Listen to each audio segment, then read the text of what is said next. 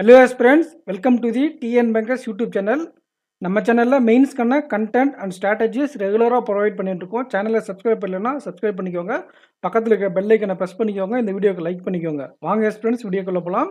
இந்த வீடியோவில் நம்ம என்ன பார்க்க போகிறோம்னா November week 1 banking and financial awareness, அது மட்டும் இல்லாமல் எக்கனாமி அவேர்னஸ், பிஸ்னஸ் அவேர்னஸ், அது எல்லாமே பார்க்கலாம். அண்டு இது மெயினாக எதுக்காகனா எஸ்பிஐ பிஓ கிளர்க்குக்கு யூஸ் ஆகும் and upcoming UAC exam IDBI எக்ஸாமுக்கும் யூஸ் ஆகும். இது நவம்பரோடைய வீக் 1 பேங்கிங் கரண்ட் அஃபேர்ஸு. வாங்க ஃப்ரெண்ட்ஸ் வீடியோக்குள்ளே போகலாம். ஃபஸ்ட் நியூஸ் என்னென்னு பார்த்தீங்கன்னா, ஏடிபி வெஸ்ட் பெங்காலுக்கு 241.3 மில்லியன் யூஎஸ்டி லோனு கொடுத்துருக்காங்க. எதுக்காக கொடுத்துருக்காங்கன்னா பவர் டிஸ்ட்ரிபியூஷன், வெஸ்ட் பெங்காலில் பவர் டிஸ்ட்ரிபியூஷன் கொடுக்கறதுக்காக 241.3 million USD Asian development bank, world பேங்க்குக்கு கொடுத்துருக்காங்க. அண்ட் ஆர்பிஐ என்ன பண்ணியிருக்காங்கன்னா 4 என்பிஎஃப்சியை பேன் பண்ணியிருக்காங்க. அது என்னென்ன என்பிஎஃப்சின்னா Asirvad Micro finance Limited, Arohan Finance Service Limited, அப்புறம் DMI Finance Private Limited, Navi Finserv Limited. இந்த 4 கம்பெனி மேலேயும் ஆர்பிஐ பேன் பண்ணியிருக்காங்க. Asirvad Microfin, Arohan Financial Service Limited, இதுவும் ஒரு micro finance limited. 2 micro finance, 2 NBFC. அதில் 2 என்பிஎஃப்சி என்னென்னா டிஎம்ஐ அண்ட் நாவி ஃபின்சர். இந்த 4 கம்பெனி மேலேயும் ஆர்பிஐ பேன் பண்ணியிருக்காங்க. என்பிஎஃப்சி இதில் 2 micro finance. Okay friends, next news போகலாம். ஃப்ரெண்ட்ஸ், ஆர்பிஐ என்ன பண்ணியிருக்காங்கன்னா 13 கம்பெனியை அலர்ட் லிஸ்ட்டில் போட்டிருக்காங்க. இதனால் ஆல்ரெடி இருக்கிற கம்பெனியோடு சேர்ந்து மொத்தமாக 88 கம்பெனி அலர்ட் லிஸ்ட்டில் இருக்குது. ஸோ டோட்டலாக எத்தனை கம்பெனி அலர்ட் லிஸ்ட்டில் இருக்குதுன்னு கேட்டால் 88. இப்போ ஆட் பண்ண கம்பெனியோட நம்பர் 13.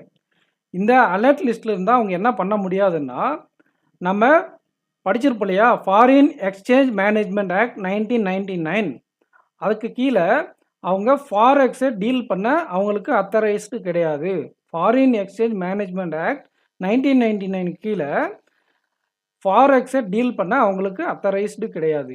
அப்புறம் இன்னொன்று என்ன பண்ண முடியாதுன்னா, இடிபி அதாவது எலக்ட்ரானிக் ட்ரேடிங் பிளாட்ஃபார்ம் கீழே ஆப்ரேட் பண்ணவும் அவங்களுக்கு அத்தரைஸ்டு கிடையாது. இது எதுக்கு கீழே வரும்னா, இந்த forex transactions under the electronic trading platform reserve bank direction 2088 கீழே தான் இந்த இடிஎஃப் வரும். ஸோ இடிஎஃப் அக்சஸ் பண்ண அத்தரைஸ்டு கிடையாது, ஃபாரெக்ஸை டீல் பண்ண அத்தரைஸ்டு கிடையாது. இந்த இடிஎஃப் இந்த ஆக்ட் கீழே வரும். 2018 இயரு. ஃபாரின் எக்ஸ்சேஞ்ச் மேனேஜ்மெண்ட் ஆக்டோட இயரு 1999. இது கேட்க வாய்ப்புகள் இருக்குது. 2 டீலுக்கு, அதாவது 2 ஃபாரெக்ஸ் டிரான்சாக்ஷனுக்கு இவங்க அத்தரைஸ்டு கிடையாது. 2 ஆக்டு கீழே 13 கம்பெனி ஆட் பண்ணியிருக்காங்க. மொத்தம் 88 கம்பெனி இப்போ அலர்ட் லிஸ்ட்டில் இருக்குது. ஆட் பண்ணது யாருன்னா ஆர்பிஐ. ஸோ நெக்ஸ்ட் நியூஸ் பண்ணலாம் ஃப்ரெண்ட்ஸ். ஹெச்டிஎஃப்சி பேங்க் தெரியும்ல, நமக்கு தெரியும்ல, பெரிய பேங்க்கு அதாவது இந்தியாவில் ஒன் ஆஃப் த லார்ஜஸ்ட் பேங்க்கு. அவங்க என்ன பண்ணுறாங்க, அவங்களுடைய ஃபஸ்ட்டு பிரான்ச்சை சிங்கப்பூரில் ஓப்பன் பண்ணியிருக்காங்க. இதுக்கு அப்ரூவல் கொடுத்தது யார், லைசன்ஸ் கொடுத்தது யாருன்னா நம்ம ஆர்பிஐ மாதிரி அவங்கள monetary authority of Singapore approve கொடுத்துருக்காங்க. அதாவது லைசன்ஸ் கொடுத்ததுனால ஹெச்டிஎஃப்சி ஃபஸ்ட்டு பிரான்ச்சு சிங்கப்பூரில் ஓப்பன் பண்ணியிருக்கு. எப்போ இருந்து ஃபஸ்ட்டு ஓப்பன் பண்ணுறாங்கன்னா 15 அக்டோபர் 2014 இது ஓப்பனில் இருக்குது. ஃப்ரெண்ட்ஸ், நெக்ஸ்ட் நியூஸ் போகலாம். அதுக்கு முன்னாடி நம்மளுடைய டிஎன் பேங்கர்ஸ் ப்ரிலிம்ஸ் அப்படிங்கிற ஒரு group, TN bankers prelims for arithmetic அப்படிங்கிற ஒரு குரூப் ஓப்பன் பண்ணி ஆல்ரெடி இது யூடியூப் சேனலு. இந்த யூடியூப் சேனலில் ப்ரிலிம்ஸுக்கு தேவையான அனைத்து விதமான கண்டென்ட் கொடுத்துட்ருக்கோம். ஸோ லிங்க்கு கமெண்ட் செக்ஷனில் கொடுத்துருக்கோம். ஸோ சேனலை சப்ஸ்கிரைப் பண்ணிக்கோங்க. நெக்ஸ்ட் நியூஸ் போகலாம்.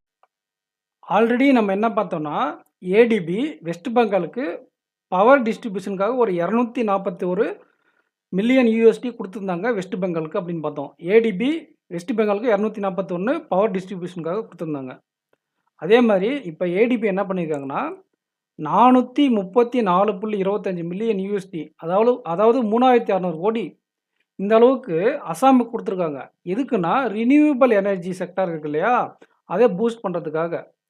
இந்த அமௌண்ட்டை வச்சு இவங்க அசாமில் என்ன பண்ணுறாங்கன்னா 500 மெகாவாட்டுக்கு சோலார் போட்டோ வோல்டாயிக் பிளான்ட்டு, பிவினா போட்டோ வோல்டாயிக் கேட்பாங்க.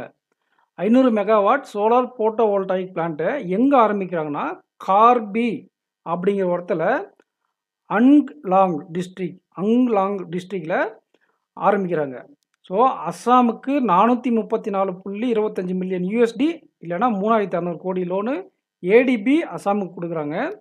இதனால் 500 மெகாவாட் அளவுக்கு சோலார் போட்டோ வோல்டாயிக் பிளான்ட்டை கார்பி அங்லாங் டிஸ்ட்ரிக்டில் இவங்க அமல்படுத்த போகிறாங்க. இதன் மூலிமா அஸ்ஸாமுக்கு ஒரு டார்கெட் இருக்குது. அது என்ன டார்கெட்டுன்னு பார்த்தா 3000 மெகாவாட்டு ரினியூவபிள் எனர்ஜி RE இங்கே போட்டிருக்கு பார்த்தீங்களா.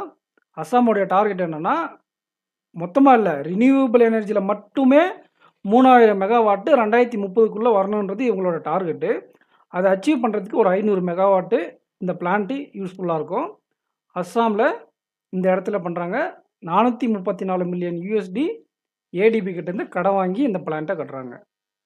ஸோ நெக்ஸ்ட் நியூஸ் போகலாமா. இப்போ கனரா HSBC லைஃப்பில் ஒரு ப்ராடக்ட் கொண்டு வந்திருக்காங்க. அது என்ன ப்ராடக்ட்னா லைஃப் இன்சூரன்ஸும் இருக்கும், சேவிங் பிளானும் இருக்கும். இதில் ரெண்டும் கம்பைன் பண்ண மாதிரி ஒரு பிளானு. அது பேர் என்னென்னா ப்ராமிஸ்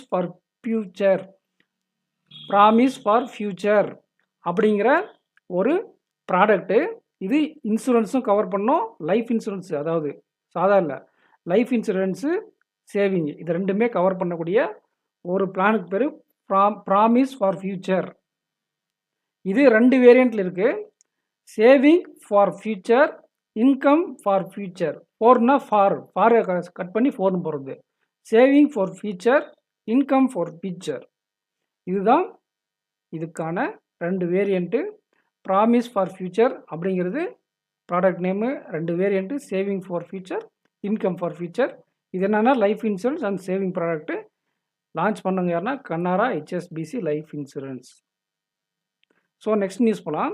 RBI இதில் 3 நியூஸ் கவர் ஆகிருக்கு. என்னென்னா RBI என்ன பண்ணியிருக்காங்கன்னா இந்த கேபிட்டல் மார்க்கெட் இருக்குது இல்லையா, அதில் NBFCs எல்லாம் ஒரு 25% பாரோவிங்கை வச்சுருக்கணும், அட்லீஸ்ட் 25% பாரோஸ் வச்சுருக்கணும் அப்படின்னு சொல்லியிருக்காங்க.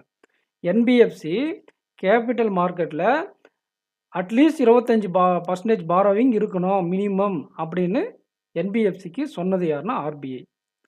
அதே மாதிரி RBI டேட்டா ஒன்று வந்திருக்கு, இந்த சர்க்குலர்னுவாங்களா அந்த மாதிரி. இதில் என்னன்னா இதோடைய எக்ஸ்பிளனேஷன் கேட்பாங்க, படிச்சுக்கோங்க. FRBனா floating rate bond. Government of இந்தியாவுடைய ஃப்ளோட்டிங் ரேட் பாண்டு இருக்கு இல்லையா, அதுக்கு ஒரு பர்சன்டேஜ் சொல்லியிருக்காங்க RBI. என்ன இன்ட்ரெஸ்ட் ரேட் அப்படின்னு பார்த்தா 7.53. எதுக்கு? ஃப்ளோட்டிங் ரேட் பாண்டுக்கு 7.53%. எந்த டைமுக்குன்னா நெக்ஸ்ட் 6 மந்த்துக்கு. வழக்கமாக என்ன பண்ணுவாங்கன்னா அக்டோபர் 1லேருந்து ஏப்ரல் 1 வரையும் இல்லைனா மார்ச் 31 வரையும் கொடுப்பாங்க இல்லையா. இந்த டைம் வித்தியாசமாக அக்டோபர் ஸ்டார்டிங் பதிலாக அக்டோபர் 30 ஆரம்பித்து ஏப்ரல் 29 வந்திருக்கு. நம்ம எக்ஸாம்பிளில் இந்த கொஸ்டின் கேட்பாங்க, தப்பு பண்ணுறதுக்கு எக்கச்சக்கமான வாய்ப்புகள் இருக்குது. ஏன்னா நம்ம யூஸ்வலாக அக்டோபர் 1லேருந்து ஏப்ரல் 1க்கு முன்னாடி இருக்கிற டேட்டை தான் படிச்சிருப்போம். அந்த குவார்ட்டர் முடிகிற இடம், ஃபினான்ஷியல் இயர் ஸ்டார்ட் பண்ணுற இடம். ஆனால் இங்கே ஏப்ரல் 29, 30 நாள் டிலேவாக ஆரம்பிச்சிருக்காங்க. ஸோ 30 நாள் டிலேவாக முடியுது. நெக்ஸ்ட் 6 மந்த்துக்கு இந்த இன்ட்ரெஸ்ட் ரேட் எவ்வளோன்னா 7.53. NBFC கேபிட்டல் மார்க்கெட்டில் 25% பாரோ இருக்கணும். ஃப்ளோட்டிங் ரேட் பாண்டோடைய பர்சன்டேஜ் 7.53. அக்டோபர் 30லேருந்து ஏப்ரல் 29 நெக்ஸ்ட் இயர் வரைக்கும் இந்த பர்சன்டேஜ் மெயின்டைன் ஆகும். சொன்னது யார்? RBI data. சரி, 3வது நியூஸ் என்னன்னு பார்த்தீங்கன்னா, இது ஃபஸ்ட் நியூஸு, இது செகண்ட் நியூஸு, இது தேர்ட் நியூஸு.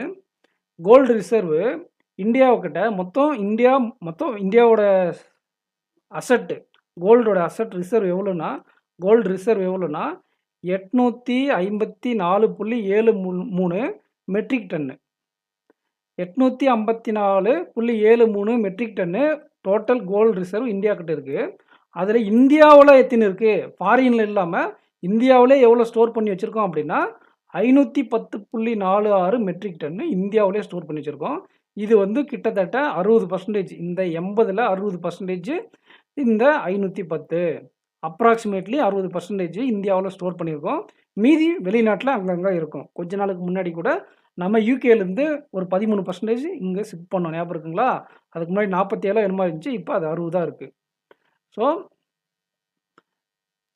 இதில் நம்ம பார்க்க வேண்டிய நியூஸு ஒரு டைம் இந்த ஒரு 3 நியூஸை ரிப்பீட் பண்ணிடலாம். ஹெச்டிஎஃப்சி சிங்கப்பூரில் ஃபஸ்ட்டு பிரான்ச் ஓப்பன் பண்ணியிருக்காங்க. அஸ்ஸாமுக்கு 434 மில்லியன் லோன் கொடுத்துருக்காங்க ரினியூவபிள் எனர்ஜி டார்கெட்டை அச்சீவ் பண்ணுறதுக்கு. இது வந்து ப்ராமிஸ் ஃபார் ஃபியூச்சர் அப்படிங்கிற ஒரு ப்ராடக்ட்டு. இது insurance and saving product. RBI 3 news வந்திருக்கு.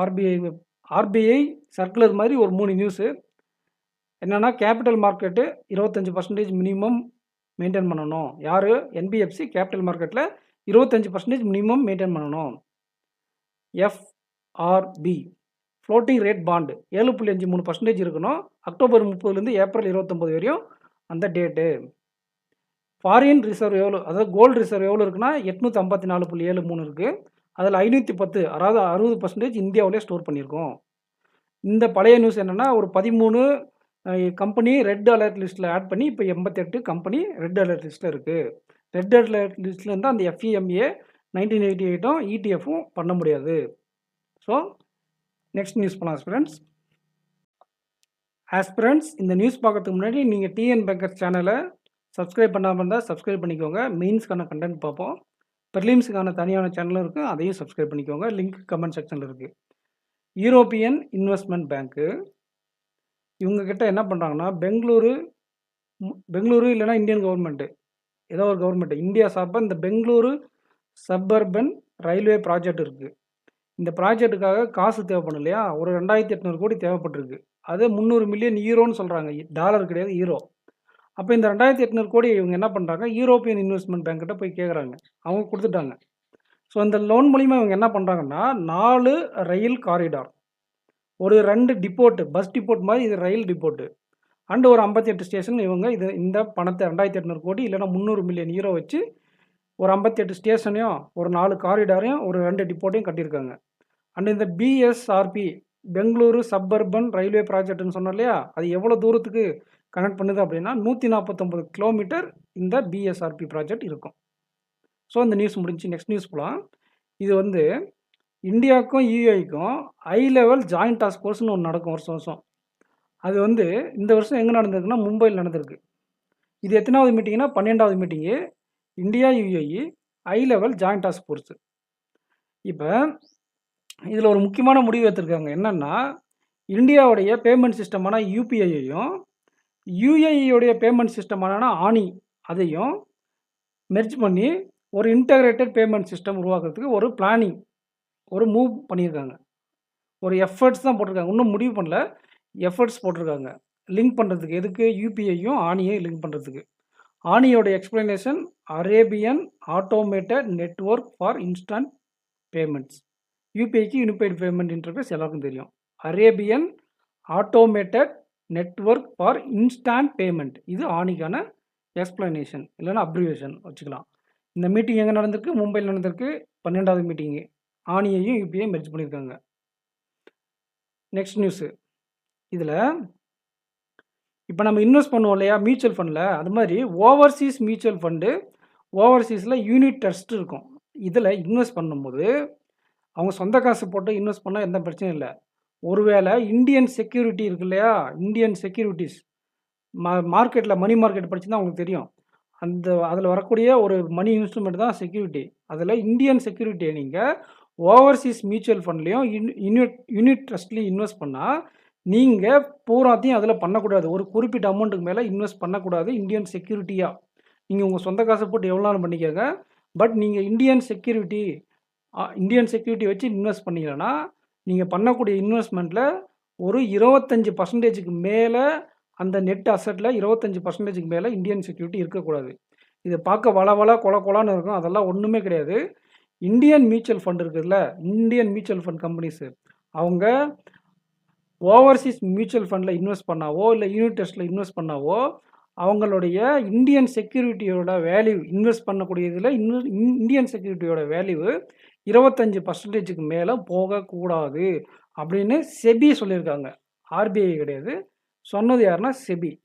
ஸோ இந்த வாரத்துக்கான பேங்கிங் முடிஞ்சிச்சு. நெக்ஸ்ட் நம்ம என்ன பார்க்க போறோம்னா, பிசினஸ் அண்ட் எக்கனாமி நியூஸ். எக்கனாமினா ஜிடிபி ப்ரெடிக்ஷன், பிசினஸ்னா இந்த கம்பெனி அந்த கம்பெனி வாங்குச்சுன்னு சொல்லுவாங்களே அது.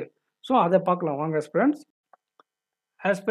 இதுதான் வந்து பார்த்தீங்கன்னா உங்களுக்கு பிஸ்னஸ் அண்ட் எக்கனாமி நியூஸு. இது கொஞ்சம் காம்ப்ளிகேட்டடாக இருக்கும். நீங்கள் வீடியோ ஸ்கிப் பண்ணாமல் பார்த்தா தான் உங்களுக்கு புரியும். அதனால் இது ஸ்கிப் பண்ணாமல் பாருங்கள். இந்த வீடியோக்கு லைக் பண்ணாமல் இருந்தால் லைக் பண்ணிக்குவாங்க ஃப்ரெண்ட்ஸ். அப்போ தான் நிறைய பேருக்கு போய் சேரும். ஹெச்டிஎஃப்சி செக்யூரிட்டிஸ், ஹெச்டிஎஃப்சியோட ஒரு சப்சிடரி. இவங்க வெல்த் அட்வைசரி பிஸ்னஸில் என்டராக ஒரு பிளான் பண்ணியிருக்காங்க. அதுக்காக அவங்க ஒரு ப்ராடக்ட் லான்ச் பண்ணியிருக்காங்க. அது பேர் என்னென்னா ஹெச்டிஎஃப்சி ட்ரூ அப்படிங்கிற ஒரு ப்ராடக்ட். இந்த ப்ராடக்ட்டு யாருக்குன்னு பார்த்தீங்கன்னா, ரெவென்யூ இன்கம் இருக்கு இல்லையா, 18 கோடியிலேருந்து 400 கோடி ரெவென்யூவில் இருக்காங்க இல்லையா, அந்த high net worth individual, ultra high net worth individual, family officers and corporate, இந்த அளவுக்கு இன்கம் இருக்கக்கூடிய இண்டிவிஜுவல்ஸு, ஆஃபீஸு, கார்பரேட்டுக்கு இந்த ஹெச்டிஎஃப்சி ட்ரூ அப்படிங்கிற ஒரு ப்ராடக்டை ஹெச்டிஎஃப்சி செக்யூரிட்டிஸ் லான்ச் பண்ணியிருக்காங்க. எதுக்காகனா வெல்த் அட்வைசரி, இந்த வெல்த் அட்வைஸ் கொடுப்பாங்களா அது மாதிரி வெல்த் அட்வைசரி பிஸ்னஸில் என்டர் ஆகிறதுக்காக. இந்த ப்ராஜெக்ட், இந்த ஸ்கீமு இல்லைன்னா இந்த ப்ராடக்ட்டுக்கு ஹெட்டு யாராவது போட்டிருக்காங்கன்னா பிரணாப் உனியாலை இதுக்கு ஹெட்டாக போட்டிருக்காங்க. நெக்ஸ்ட் நியூஸ் என்னன்னா, இதை நம்ம பர்சன்டேஜ் பார்ப்போம் கடைசியாக. இந்த 2 நியூஸ் பார்த்துட்டு இந்த பர்சன்டேஜ் பார்த்துக்கலாம். ஸ்பேஸ் கிட்ஸு அவங்க என்ன பண்ணுறாங்கன்னா, இது ஒரு கம்பெனி சக்தி சேட் அப்படிங்கிற ஒரு சேட்டலைட் மிஷனை லான்ச் பண்ணியிருக்காங்க. எதுக்கு ஏன் பண்ணணும் அப்படின்னா, ஒரு 108 நாட்டில் இருக்கக்கூடிய 12,000 பெண் குழந்தைகளை எம்பவர் பண்ணணும். என்ன ஃபீல்டுனா ஸ்டெம் ஃபீல்டு. ஸ்டெம்னா என்ன? ஸ்பேஸ் டெக்னாலஜி, அப்படி இல்லைன்னா சயின்ஸ் டெக்னாலஜி இன்ஜினியரிங் மேத்தமெட்டிக்ஸில் அவங்கள ஃபாஸ்டர் பண்ணணும், இம்ப்ரூவ் பண்ணணும் அப்படிங்கிறதுக்காக ஸ்பேஸ் டெக்னாலஜி ட்ரைனிங் கொடுக்குறாங்க. ஸ்பேஸ் டெக்னாலஜி ட்ரைனிங் கொடுத்து இந்த ஸ்டெம் டிபார்ட்மெண்ட் இருக்கு இல்லையா, அதில் இந்த கேர்ள்ஸை இம்ப்ரூவ் பண்ணுறதுக்காக இந்த சேட்டிலைட் லான்ச் பண்ணியிருக்காங்க. அது பேர் சக்தி சேட்டு. லான்ச் பண்ண கம்பெனி பேர் ஸ்பேஸ் கிட்ஸு.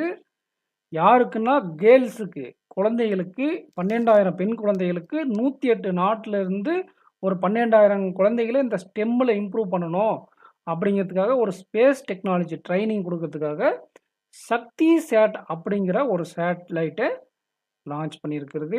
கம்பெனி பேர் ஸ்பேஸ் கிட்ஸ்னு ஒரு கம்பெனி சக்தி சேட் லான்ச் பண்ணியிருக்காங்க. 12,000 பெண் குழந்தைகளை 108 நாட்டிலேருந்து ட்ரைனிங் கொடுக்குறாங்க. அவ்வளோதான் இதோட கரு. நெக்ஸ்ட் நியூஸ், என்டிபிசி உங்களுக்கு தெரியும் இல்லையா, ஒரு public sector company. Indian army இவங்க 2 பேரும் என்ன பண்ணியிருக்காங்கன்னா, ஒரு மைக்ரோ கிரிட்டை கட்டணும்னு ஒரு ஐடியா பண்ணுறாங்க. அதுவும் சாதா மைக்ரோ கிரிட்டில் இல்லை, சோலார் ஹைட்ரஜன் பேஸ் பண்ண ஒரு மைக்ரோ கிரிட்டை கட்டணும்னு ஐடியா பண்ணியிருக்காங்க. எங்கே?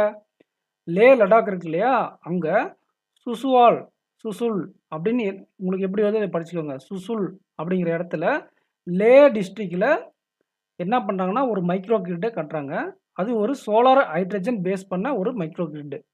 அதுக்காக இந்தியன் ஆர்மி யார் கூட சைன் பண்ணியிருக்காங்கன்னா, நம்ம என்டிபிசி கம்பெனி கூட சைன்இன் பண்ணியிருக்காங்க. அண்ட் அது மட்டும் இல்லாமல் இதுக்கான இனாகரேஷன் யார் லான்ச் பண்ணாங்க அப்படின்னா, ராஜ்நாத் சிங், நம்மளுடைய டிஃபென்ஸ் மினிஸ்டர் இருக்காங்க இல்லையா, ராஜ்நாத் சிங்கு விர்ச்சுவலி வீடியோ கான்ஃபரன்ஸ் மூலிமா இந்த மைக்ரோ கிரிட்டுக்கான இனாகரேஷனை ஸ்டார்ட் பண்ணியிருக்காரு. சோலார் ஹைட்ரஜன் பேஸ் பண்ண மைக்ரோ கிரிட்டை எங்கே கட்டுறாங்க? லேல கட்டுறாங்க. ராஜ்நாத் சிங் தான் இனாகரேட் பண்ணார், என்டிபிசி இந்தியன் ஆர்மி சேர்ந்து. நெக்ஸ்ட் நியூஸ், இது வந்து ஜிடிபி ப்ரெடிக்ஷன். S&P குளோபல்னு ஒரு கம்பெனி இருக்கு இல்லையா, நம்ம அடிக்கடி படிச்சிருப்போம். அவங்க இந்த ஃபினான்சியல் இயர் 25 இப்போ போயிட்டுருக்குல்ல, இதுக்கு 6.8%, அடுத்த ஃபினான்சியல் இயருக்கு 6.6 கொடுத்துருக்காங்க. இப்போ 6.8, அடுத்த ஃபினான்சியல் இயருக்கு 6.6% கொடுத்துருக்காங்க. அப்புறம் national institute of public finance and policy, national institute of public finance and policy. இந்த கம்பெனி என்ன பண்ணியிருக்குன்னா, ஒரு ரிப்போர்ட் இல்லைன்னா ஒரு ரிவ்யூ உங்களுக்கு எப்படினாலும் வச்சுக்கலாம். அது பேர் என்னன்னா mid year macro economic review. என்ன கேட்பாங்கன்னா, இந்த mid year macro economic review launch பண்ணது யாரு? எஸ்என்பியா இல்ல இன்ட்ரா கம்பெனியா? அப்படி இல்லைன்னா இந்த கம்பெனி அந்த மாதிரி ஆர்பிஐ, எஸ்பிஐ அப்படின்னு சொல்லிட்டு எக்கோரா அப்படின்னு இருக்குல்ல, அந்த மாதிரி ஒரு 5 கம்பெனி கொடுத்துட்டு எந்த கம்பெனி கேட்பாங்க. National institute of public finance Policy, இந்த கம்பெனி தான் இந்த மிட் இயர் மைக்ரோ எக்கனாமிக் ரிவ்யூவே ரிலீஸ் பண்ணியிருக்காங்க. அந்த ரிவ்யூவில் என்ன சொல்லியிருக்காங்கன்னா, இந்தியாவுடைய ஜிடிபி ஒரு 6.9லேருந்து 7.1 வரையும் இருக்கலாம் அப்படின்னு இருக்காங்க ஃபினான்ஸ் இயர் 25க்கு. அண்டு நம்மளுடைய மானிட்டரி பாலிசியில் இந்தியாவோட இன்ஃப்ளேஷன் எவ்வளோ இருக்குன்னா 4% இன்ஃப்ளேஷன் டார்கெட்டு. ஆனால் இவங்க என்ன சொல்லியிருக்காங்கன்னா, ஒரு 3.3 அதிகமாக சொல்லி 4.3ன்னு சொல்லியிருக்காங்க. அப்போ இந்த இந்த நியூஸில் என்ன அப்படின்னா, இதுதான் ரொம்ப முக்கியமான நியூஸு. இந்த mid year macro economic review release பண்ணது யாருன்னா என்ஐபிஎஃப்பி, அதாவது national institute of public finance policy. அவங்க ஜிடிபி இந்த ஃபினான்ஷியல் இயருக்கு என்ன சொல்லியிருக்காங்கன்னா 6.9லேருந்து 7.1 வரையும் சொல்லியிருக்காங்க. அது மட்டும் இல்லாமல் இன்ஃப்ளேஷன் இந்தியாவோடைய மானிட்டரி பாலிசி படி ஆர்பிஐ கண்டக்ட் பண்ணுவாங்க இல்லையா, அது அந்த மானிட்டரி பாலிசி படி 4%. ஆர்பிஐ மட்டும் இல்லை, ஒரு டைம் ஆர்பிஐ கண்டக்ட் பண்ணால் ஒரு டைம் ஃபினான்ஸ் மினிஸ்டர் கண்டக்ட் பண்ணுவாங்க இந்த எம்பிசியை. அது 4% டார்கெட்டு. அதை விட இவங்க ஒரு 0.3 அதிகமாக சொல்லி இன்ஃப்ளேஷன் 4.3 சொல்லியிருக்காங்க. அவ்வளோதான் இந்த நியூஸு. எஸ்என்பியோட ஜிடிபி 6.8 சொல்லியிருக்காங்க, அடுத்த வருஷத்துக்கு 6.6. இவங்க இப்போ இந்த என்ஐபிஎஃப்பி அப்படின்றவங்க 6.9லேருந்து 7.1, இன்ஃப்ளேஷன் 4.3ன்னு சொல்லியிருக்காங்க. அவ்வளோதான் இதோட இந்த 4 நியூஸோட நியூஸு. நெக்ஸ்ட் நியூஸ் போகலாம் ஆஸ்பிரண்ட்ஸ். வீடியோக்கு லைக் பண்ணாமல் இருந்தால் லைக் பண்ணிக்கோங்க. ஆஸ்பிரண்ட்ஸ், மத்திய பிரதேஷ் மைனிங் கான்க்ளேவ் எங்கே நடக்குதுன்னா, மத்திய பிரதேசோட கேபிட்டலில் மத்திய பிரதேஷ் மைனிங் கான்க்ளேவ் மத்திய பிரதேசோட கேபிட்டலான போபாலில் நடக்குது. சரி, இந்த கான்க்ளேவ்னால என்ன அப்படின்னு கேட்டிங்கன்னா, இதுக்கு முன்னாடி மேக்னீஸ் ஓரே இந்தியா லிமிடெட் அப்படின்னு ஒரு கம்பெனி இருக்குது. அது இப்போ MOILன்னு சொல்கிறாங்க. இந்த கம்பெனியும் மத்திய பிரதேஷோடைய ஸ்டேட் மைனிங் கார்பரேஷன் லிமிடெட் இருக்கு இல்லையா, இந்த 2 கம்பெனி சேர்ந்து ஒரு ஜாயிண்ட் வெஞ்சர் அக்ரிமெண்ட்டை போட்டிருக்காங்க. இந்த சூரிய போட்ட படத்தில் அவர் ஒரு இன்வெஸ்ட்மெண்ட்டுக்காக தேடிட்டு இருப்பார் இல்லையா, அந்த மாதிரி ஒரு ஜாயிண்ட் வெஞ்சர். இந்த கம்பெனிக்கு இந்த கம்பெனி ஜாயிண்ட் வெஞ்சர் 2 கம்பெனியும். இதில் இந்த MOIL கம்பெனி இருக்கு இல்லையா, அதாவது மேக்னீஸ் ஓரே இந்தியா லிமிடெட், அதோட ஷேர் தான் அதிகமாக இருக்குது. ஓனர்ஷிப் அவங்ககிட்ட தான் இருக்குது. 51% ஷேர் வந்து இந்த MOIL கம்பெனிக்கிட்ட இருக்குது. மத்திய பிரதேஷ் மைனிங் கான்க்ளேவ் எங்கே நடக்குதுன்னா, மத்திய பிரதேச கேபிட்டலான போபாலில் நடக்குது. அந்த கான்க்ளேவில் என்ன பண்ணுறாங்கன்னா, MOIL அண்டு மத்திய Pradesh state mineral state mining corporation limited கூட ஒரு ஜாயிண்ட் வெஞ்சர் அக்ரிமெண்ட் சைன் பண்ணியிருக்காங்க. இந்த ஜாயிண்ட் வெஞ்சர் அக்ரிமெண்ட் படி MOIL என்ற கம்பெனிக்கு 51% ஷேரோட லீடிங்கில் இருக்குது. அடுத்த நியூஸ் பார்த்தா, டிஃபென்ஸ் எக்ஸ்போர்ட் 21,083 கோடி இந்த டைமு நம்ம டிஃபென்ஸ் எக்ஸ்போர்ட் பண்ணியிருக்கோம். இதில் USA, ஃப்ரான்ஸு, அர்மேனியா டாப்பில் வந்த கம்பெனி.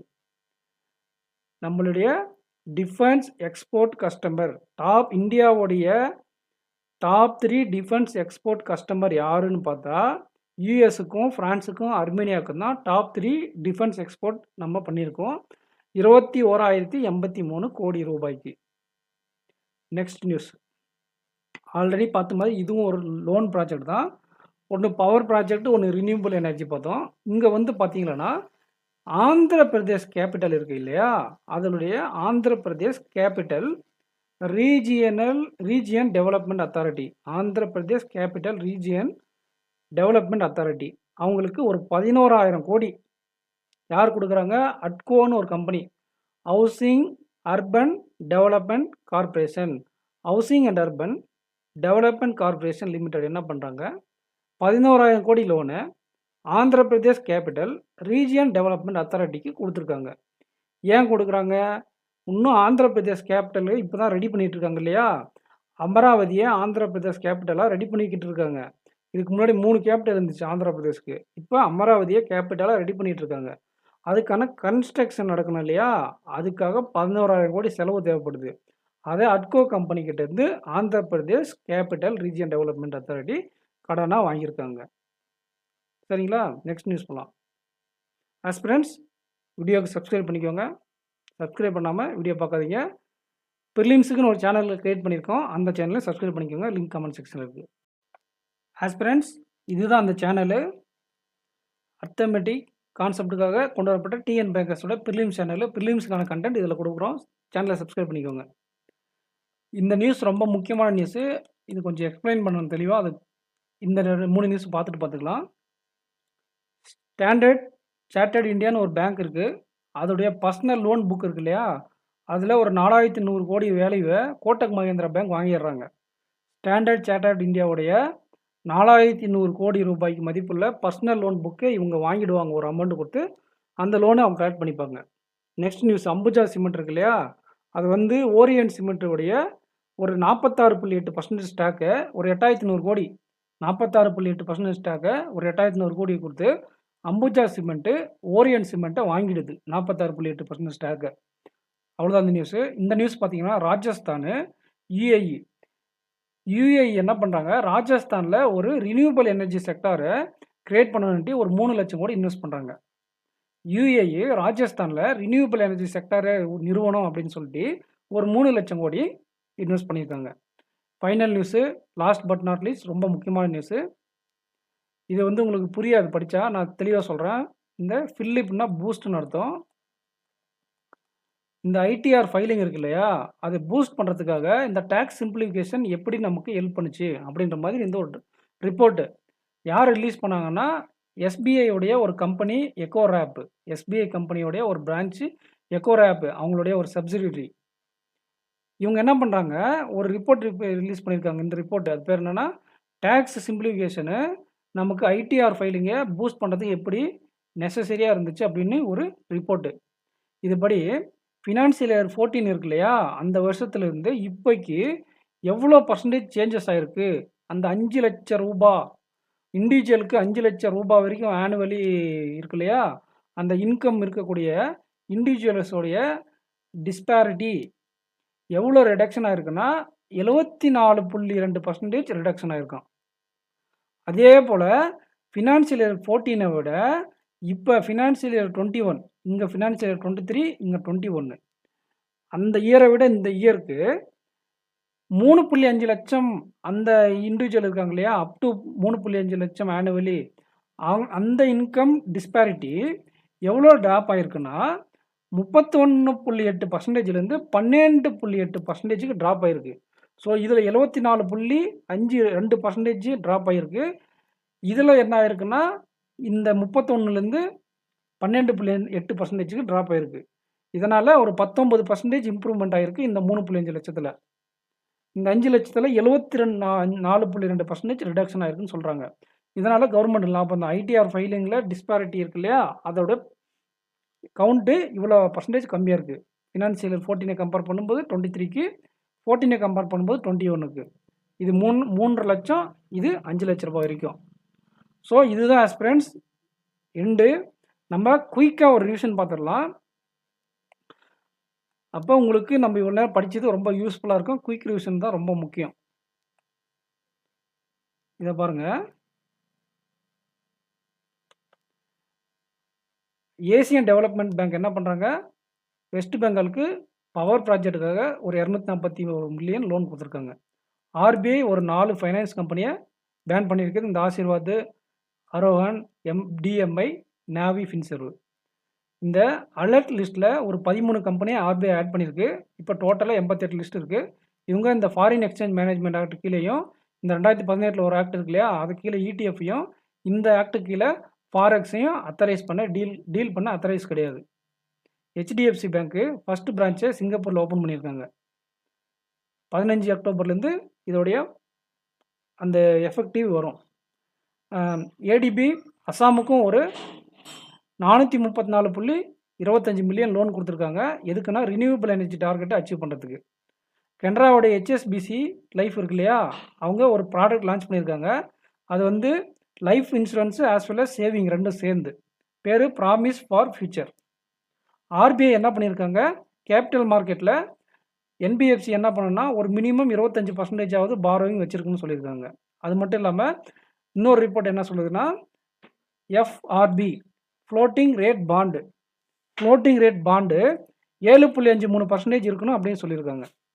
மூணாவது டேட்டா என்னன்னா அதாவது கோல்டு ரிசர்வ் இருக்கு இல்லையா, அது 854.7 மெட்ரிக் டன் இருக்குது.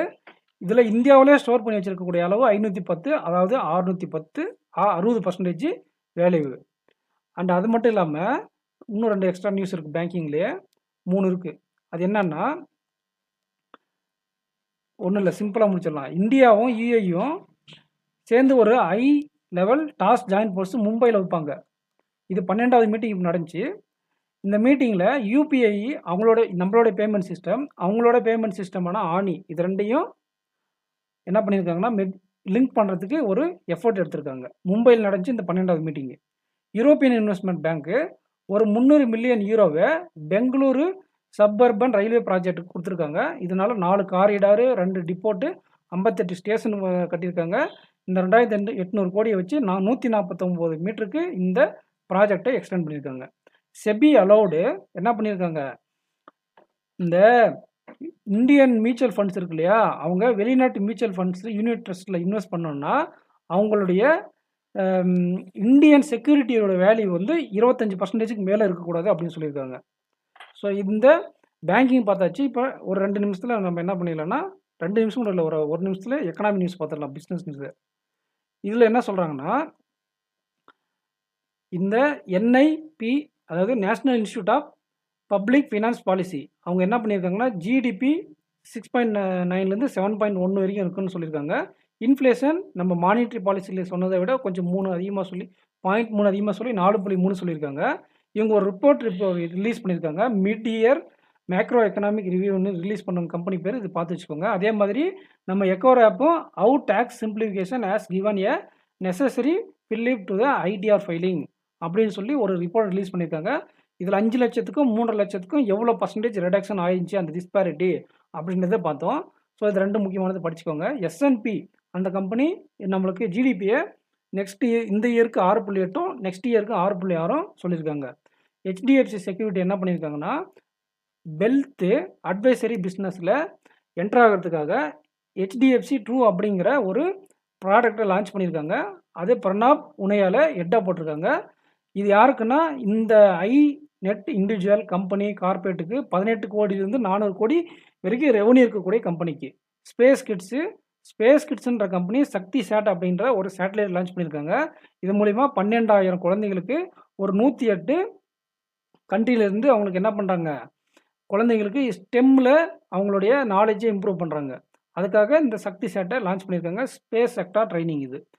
என்டிபிசி கம்பெனியும் இந்தியன் ஆர்மியும் சேர்ந்து என்ன பண்ணியிருக்காங்கன்னா மைக்ரோ கிரிட்டை லடாக்கில் அதாவது சுசூல் அப்படிங்கிற இடத்துல சோலார் ஹைட்ரஜன் பேஸ்டு மைக்ரோ கிரிட்டை கண்டக்ட் பண்ணியிருக்காங்க.